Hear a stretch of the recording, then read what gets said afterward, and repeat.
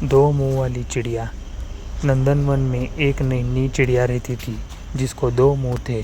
दो मुंह होने के कारण वह चिड़िया दूसरे पक्षियों से बिल्कुल विचित्र दिखती थी। वह चिड़िया एक बरगद के पेड़ पर घोंसला बना कर रहती थी। एक दिन वह चिड़िया जंगल में भोजन की तलाश में इधर उधर उड़ रही थी।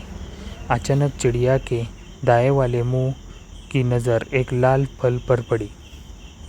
देखते ही उसके मुंह में पानी आ गया और वह जैसे ही तेज़ी से वो लाल फल खाने को आगे बढ़ी। अब चिड़िया का दायां मुंह बड़े स्वाद से वो फल खा रहा था।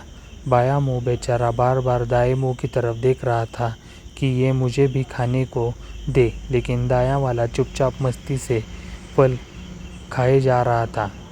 अब बाएं मुंह ने दाएं वाले से प्रार्थना की कि थोड़ा सा फल खाने को मुझे भी दे दो। तो इस पर दाएं मुंह ने गुस्सा दिखाते हुए कहा कि हम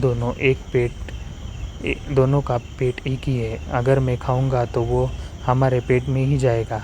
लेकिन उसने बाएं वाले को कुछ खाने को नहीं दिया।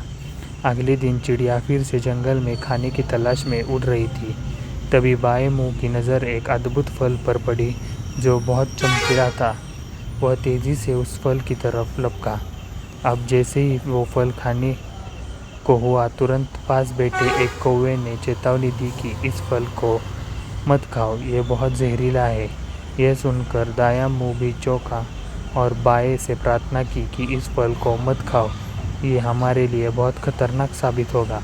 लेकिन बाएं मुंह को तो दाएं से बदला लेना था। उसने एक न सुनी और चुपचाप वो फल खाने लगा। कुछ ही देर में चिड़िया का शरीर मृत होकर ज़मीन पर गिर पड़ा। दोस्तों, कहानी सुनने में तो आनंद आया होगा, लेकिन जब मैं आपको इसकी शिक्षा बताऊंगा तो आपकी आंखें फटी रह जाएगी। आजकल के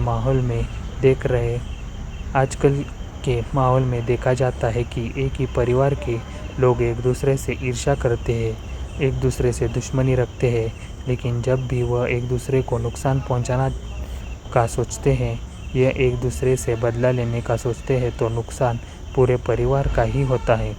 इसलिए एक दूसरे से मिलजुल कर रहिए, क्योंकि अगर परिवार का एक भी सदस्य गलत काम करे तो नुकसान पूरे परिवार का होता है।